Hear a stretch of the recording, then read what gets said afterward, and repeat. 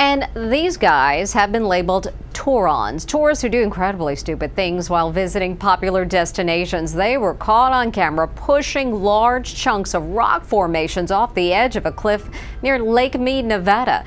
When it comes to natural rock formations, Mother Nature clearly loves being dramatic. From towering spires that resemble the fingers of a giant, offering a cheeky salute to rocks that seem to have melted like something straight out of a bad sci-fi movie, these unique shapes will make you question reality. What are these ancient rock formations still perfectly in existence? Join us as we reveal 20 rock formations that are more than just piles of rubble. Raudfeldsgia Canyon.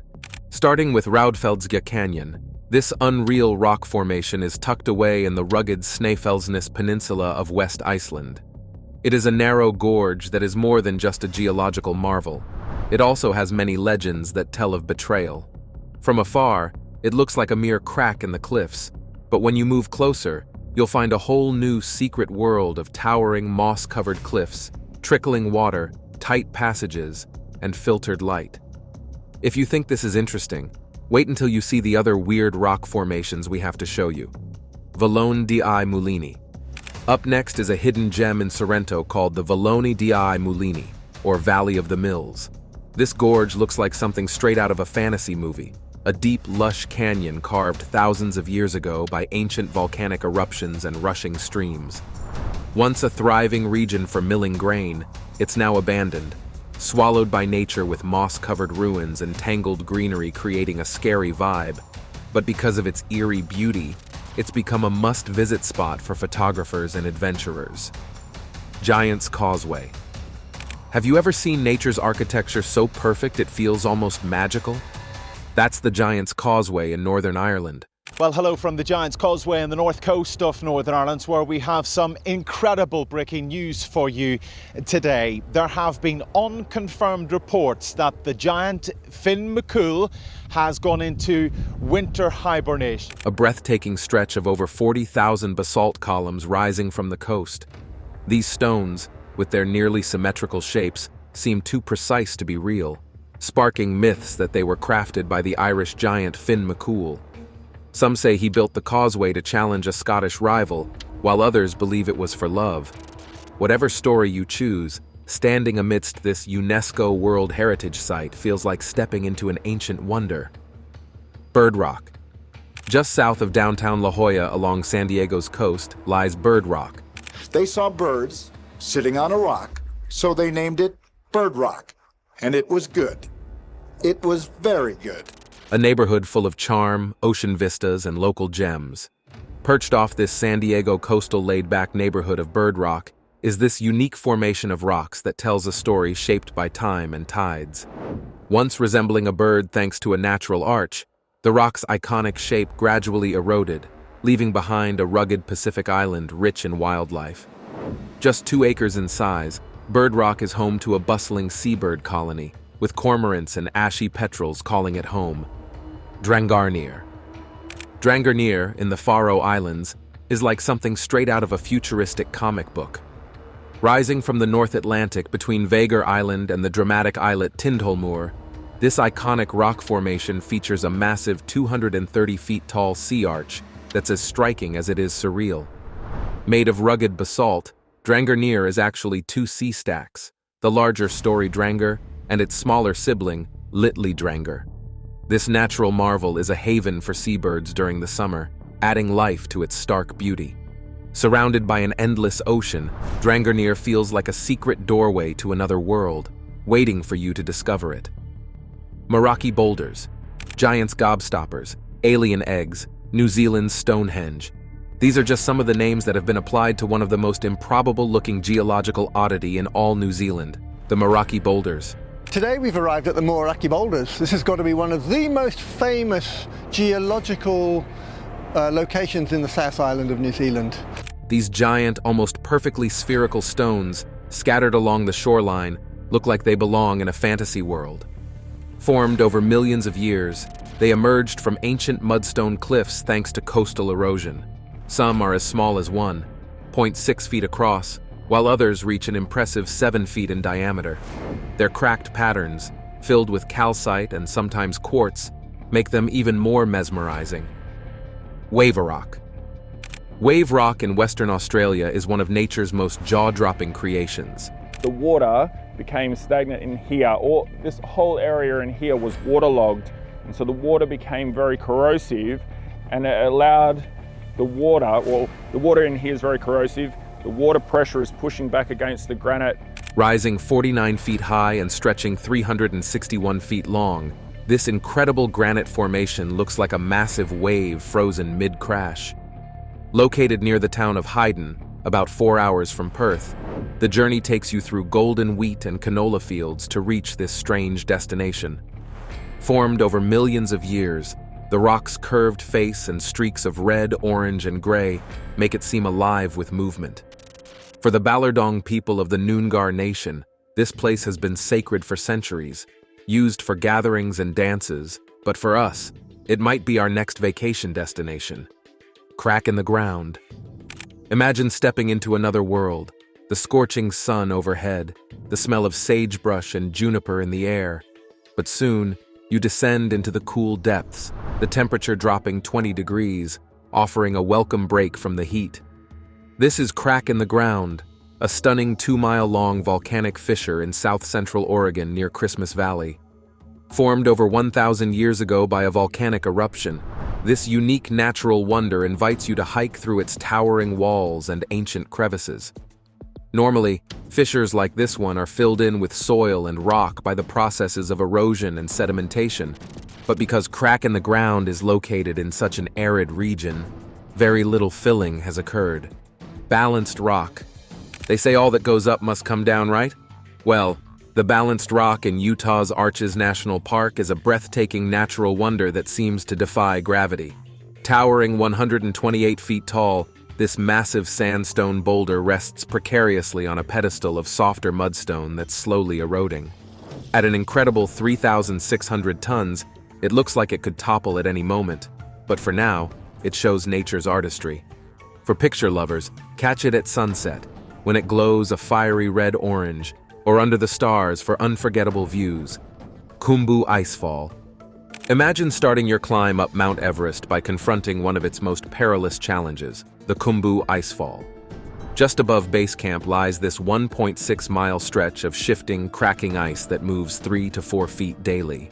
Ice chunks taller than buildings calve off the glacier, creating crevasses over 100 feet deep and up to 50 feet wide.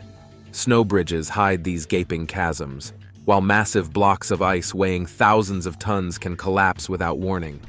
Even with ladders and ropes, the icefall remains a deadly maze.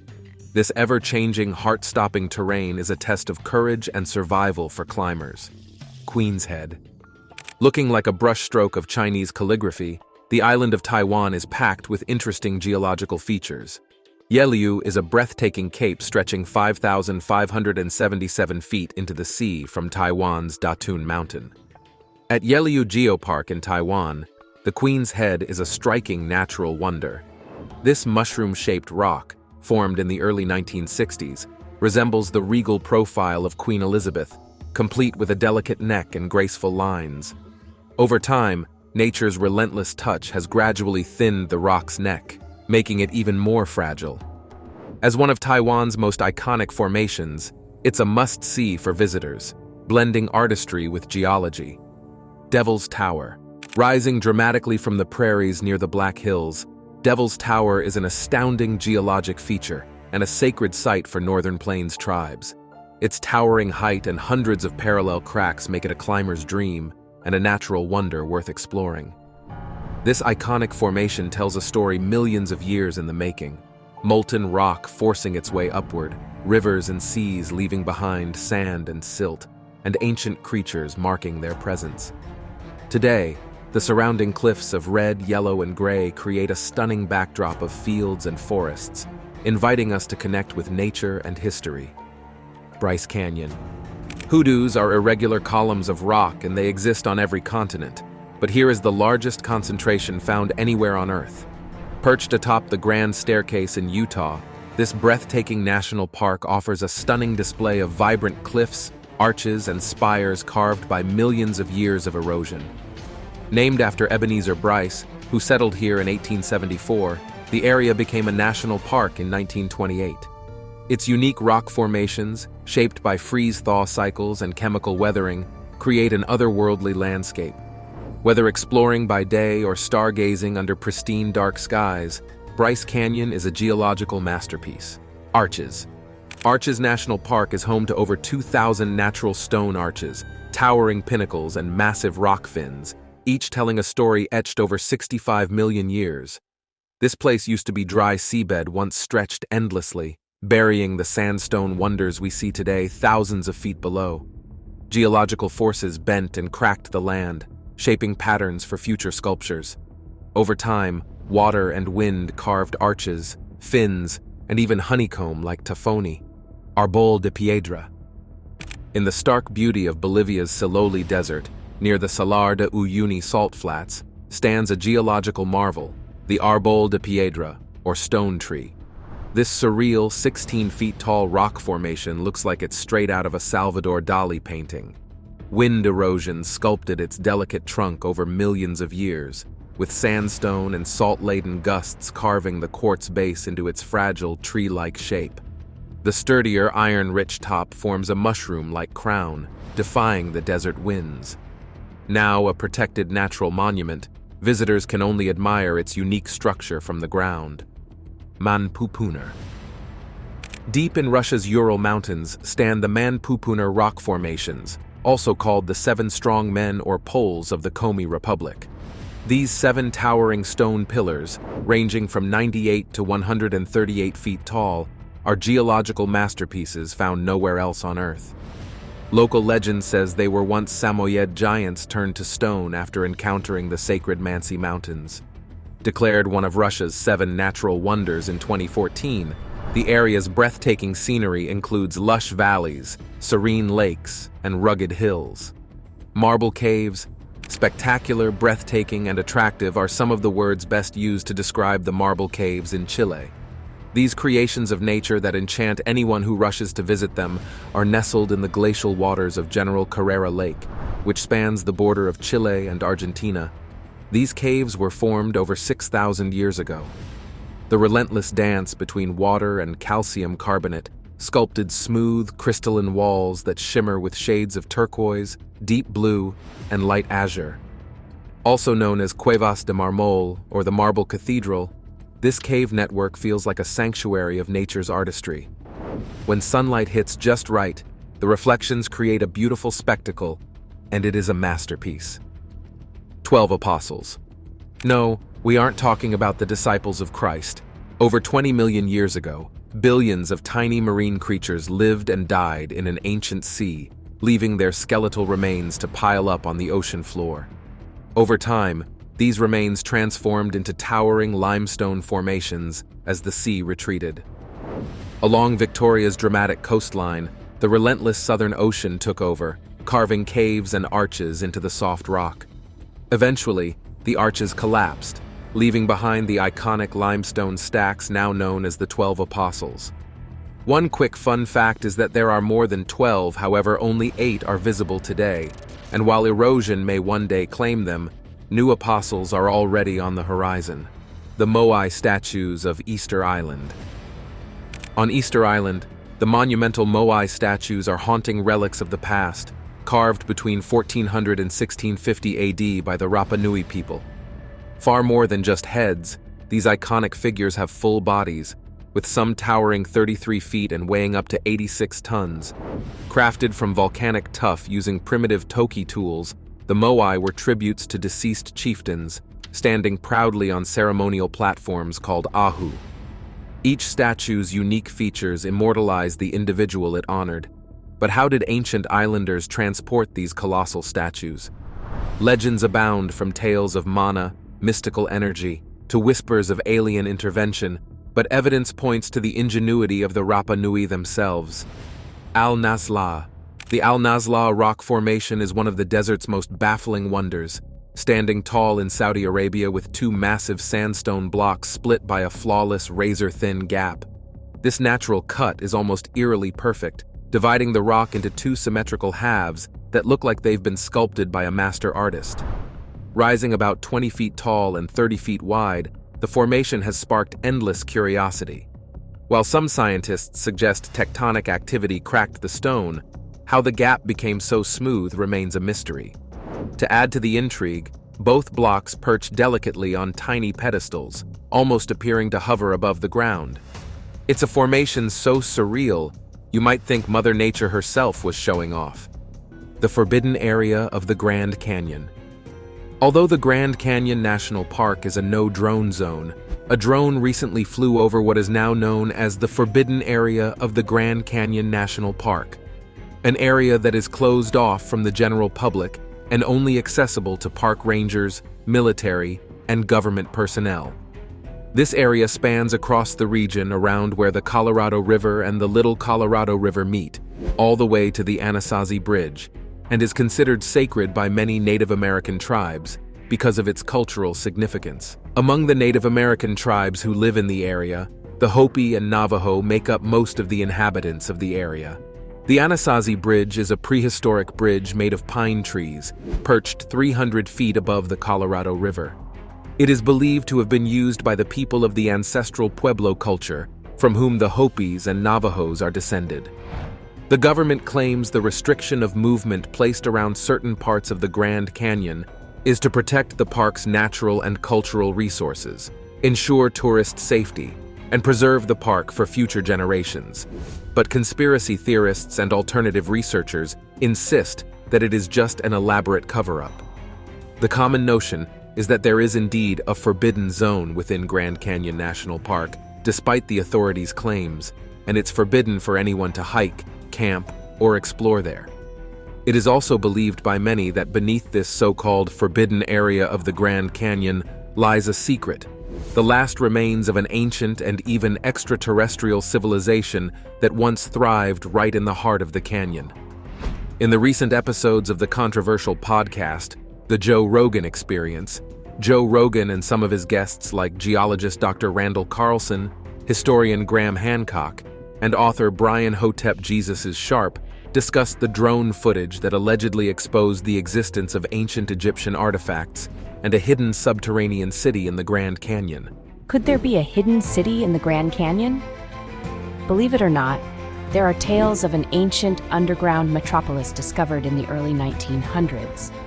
The three experts also went deep into the closure of the canyon and the possible effects on the tourism industry and the economy in general. They also discussed the discovery of ancient reptile fossils in the allegedly off-limits areas of the canyon, which allude to ancient Egyptian civilization, and they even went so far as to suggest that nefarious branches of the U.S. federal government secretly monitor the entire area. Alan Krill's stunning discovery. Norwegian geologist Alan Krill was hiking along the Grand Canyon National Park's Bright Angel Trail with a group of students when a huge boulder caught his attention. This boulder had markings on it that Krill suspected were reptile footprints. Alan Krill then took pictures of these markings and sent them to his friend at the University of Nevada, Las Vegas. This friend, a paleontologist named Stephen Rowland, carefully examined these markings and concluded that they were indeed ancient fossilized footprints. But which animal did they belong to? In a recent article published in the science journal PLOS One, Professor Rowland estimated that those fossils found by Krill are about 313 million years old. This revelation is coming about 6 years after Krill discovered the boulder, but it is important to note that it is now the oldest fossil ever found in the park. But this is not why the government would want to conceal the information from the public. As Rowland wrote in the article, this find is also the earliest evidence of amniotes living in dunes, predating other evidence by at least 8 million years.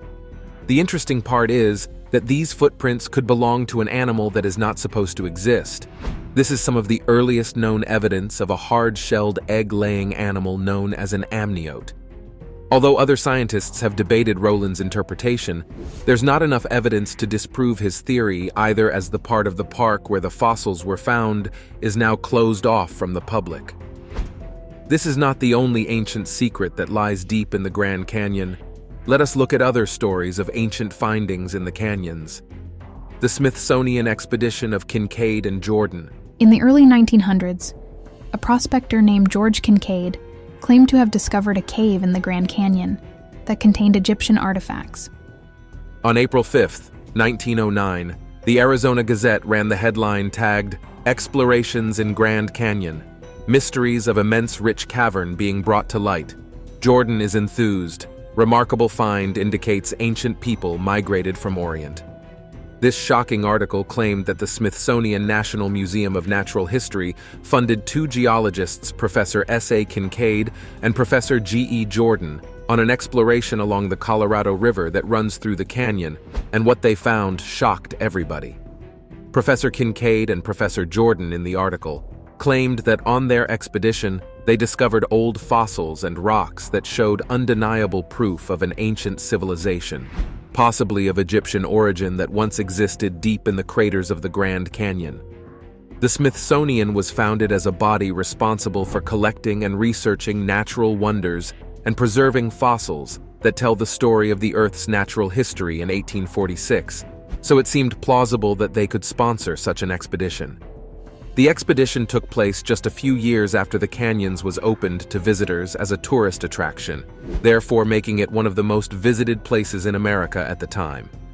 However, just before it was set to be open to the public, President Teddy Roosevelt ordered for certain areas of the beautiful canyon to be closed off to the public, claiming the closure was an effort to prevent illegal woodloggers who wanted to cut down the trees in the canyon. Despite the reason the president gave for his decree, the Phoenix Gazette in their article claimed that there was something far darker that the president was trying to keep away from the public by closing off parts of the canyon. What could this secret be that the President of the United States would get involved? According to the story, the two geologists went into the canyon to seek gold and other treasures, but instead, they found something unexpected. Once in the canyon, Kincaid and Jordan climbed up to 2,000 feet above the ground, about 42 miles from the post known as the Lover Crystal Canyon, where they found a staircase leading up to a massive cave. Expecting to find gold, they strutted into the cave but were instead welcomed by huge oval entrances and fancy ventilation systems. The scientists began to wonder what this place was, and their suspicions of it being an ancient underground city grew when they came across a large cross hall with a gigantic statue in the middle. Kincaid and Jordan noted that this statue had a religious aura to it. It held a lotus flower in each hand and had a striking resemblance to the image of Buddha. This further cemented their suspicions that this must have been a metropolis of a thriving ancient civilization, complete with its language, writing and counting system, and its religious practices and deities. Professor Kincaid and Professor Jordan excitedly hurried back to the Smithsonian to report their findings and get more people involved in the expedition. Kincaid rushed back to the Smithsonian and assembled a team of researchers, including Professor Jordan. It would take a whole team to sift through the findings. Kincaid and Jordan's second expedition of the Grand Canyon. Excited by what they found in their first expedition, Professor Kincaid and Professor Jordan made their way back to the caves just a few months after their first expedition, this time probing even deeper into the canyon until they found a new set of caves. Once back in the caves, Kincaid and Jordan stumbled upon a treasure trove of knives, spears, and other copper tools needed for everyday survival. None of these things surprised Kincaid and Jordan, as they had seen them before on their first expedition. However, what caught the attention of the geologists was a series of markings on the cave walls that looked unmistakably like Egyptian hieroglyphs. Who could have made these markings native to the people of ancient Egypt in the United States? What Kincaid and Jordan didn't know was that more surprises were waiting for them the deeper they went into the cave. Following a granite staircase, the two men got to a part of the cave with mysterious holes in them, but the holes in the cave walls were not empty. They contained what looked like giant mummies all wrapped up in dark linen. This was by far the biggest breakthrough the duo had made in their escapade. It felt like they had finally found their holy grail, undeniable proof of their theory, but an unfortunate incident was awaiting them. You see, Kincaid and Jordan took a camera along with them on their second expedition, and Kincaid claimed that he took a few pictures of the wrapper mummies. He also claimed to have carried along some of the cooler tools and other items they found inside the cave as they left the canyon, although this is still yet to be proven. Kincaid's account stated that he sent the items and photographs to the Smithsonian National Museum of Natural History headquarters in Washington, D.C., where they knew some professionals, but Kincaid and Jordan never expected the silent treatment from their sponsors. Powell's first exploration of the Grand Canyon. For decades, there seemed to be no proof that the exploration had ever taken place, and no documents have ever been found that point to the existence of either Professor Kincaid or Professor Jordan. But the story published by the Arizona Gazette still sprouted wings and spread all over Arizona and its environs. Since then, scientists, archaeologists, and geologists have become obsessed with the Grand Canyon.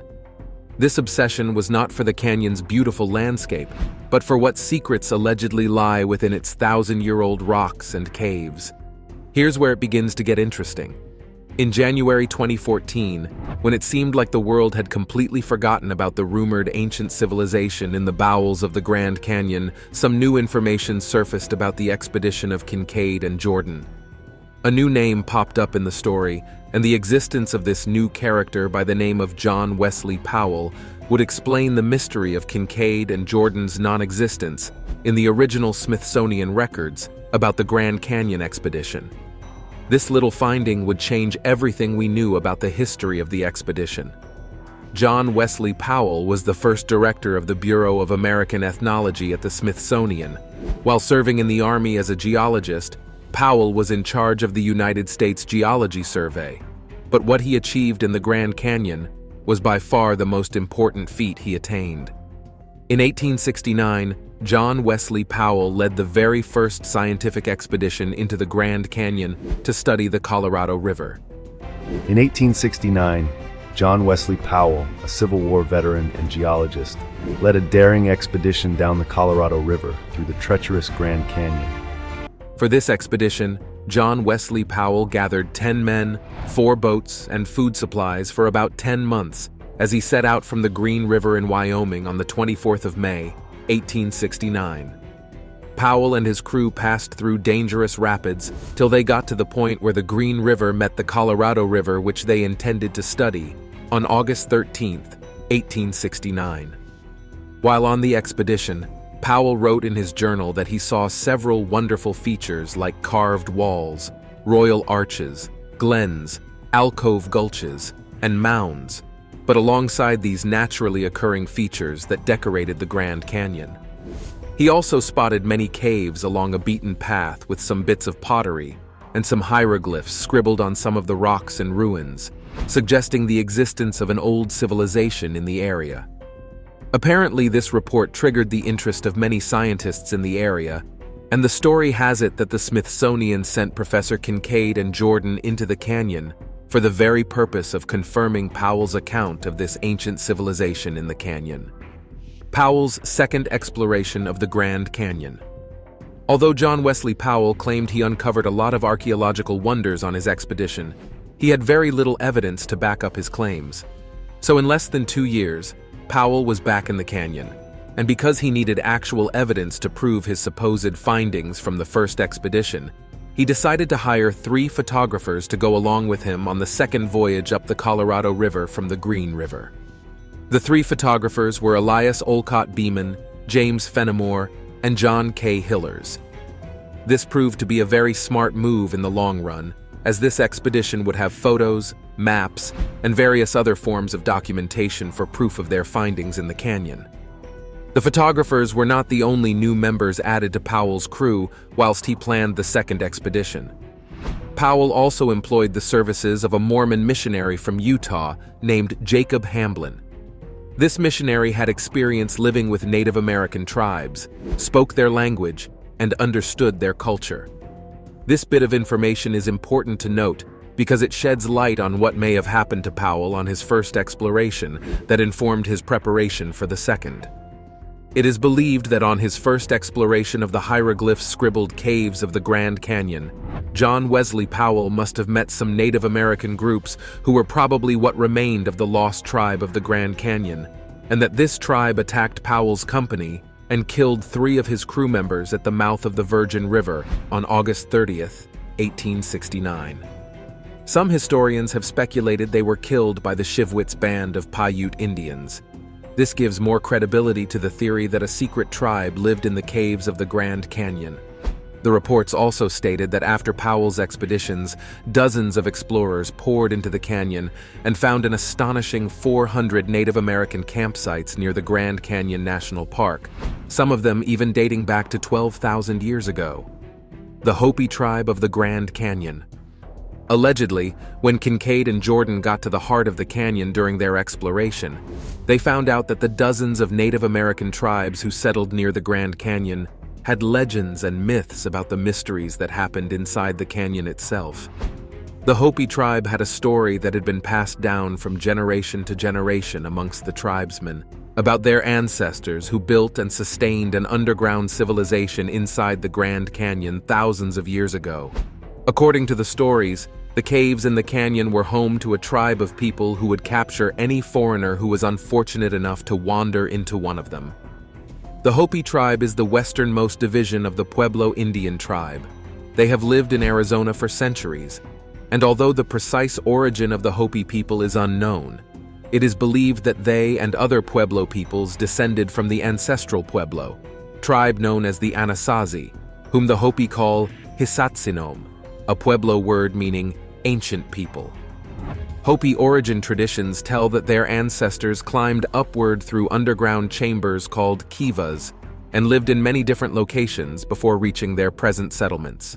This origin story further gave credibility to Powell's theory of an underground people having existed in the Grand Canyon in the past. Much like Powell before them, Professor Kincaid and Professor Jordan went back home to prepare reinforcements for a second exploration. If you enjoyed watching this video, don't forget to leave a like, share it with your family and friends, and subscribe to our channel so you don't miss our next updates. Also, click the next video on your screen to enjoy more exciting content.